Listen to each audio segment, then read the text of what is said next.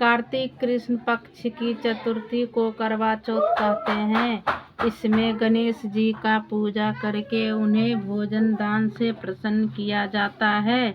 उसका विधान क्षेत्र की चतुर्थी में लिख दिया है, परंतु विशेषता यह है कि उनमें गेहूं का करवा भर के भोजन किया जाता है और विवाहित लड़कियों को यहाँ चीनी के करवे पीहर से भेजे जाते हैं तथा इनमें निम्नलिखित कहानी सुनकर चंद्रोदय अर्घ्य देकर व्रत खोला जाता है। एक साहिकार के 7 लड़के और एक लड़की थी।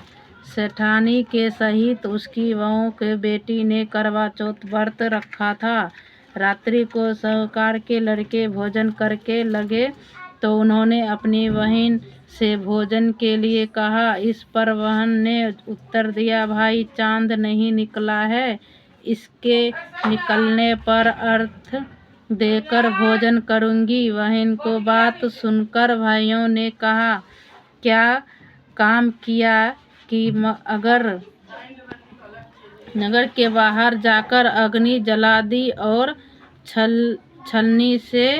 छलनी लेकर जाकर उसमें से प्रकार दिखाते हुए उन्होंने बहन से कहा, बहन चांद निकल आया, अर्घ्य देकर भोजन जीम लो। यह सुन उसने अपनी भाभियों से कहा कि वाह तुम भी चंद्रमा को अर्घ्य दे लो, परंतु वे इस कांड को जानती थी। उन्होंने कहा, बहन जी अपनी चांद नहीं निकला, तेरे भाई तेरे से धोखा करते हुए अग्नि का प्रकाश छलनी से दिखा रहे हैं। भाभियों की बात सुनकर भी उसने ध्यान नहीं दिया, भाइयों द्वारा दिखाए प्रकाश को ही अर्घ्य देकर भोजन कर लिया। इस प्रकार व्रत भंग करने से गणेश जी उस पर अप्रसन्न हो गया।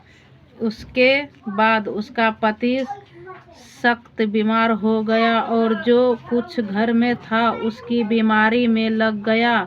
जब उसे अपने किए हुए दोषों को पता लगा तो उसने पश्चाताप किया। गणेश जी की प्रार्थना करते हुए विधि विधान से पुनः चतुर्थी का व्रत करना आरंभ कर दिया। श्रद्धानुसार उसका सबका आदर करते हुए उसके आशीर्वाद ग्रहण करने में ही मन को लगा दिया। इस प्रकार उसके श्रद्धा भक्ति सहित कर्म को देखकर भगवान गणेश जी पर प्रसन्न हो गए और उसके पति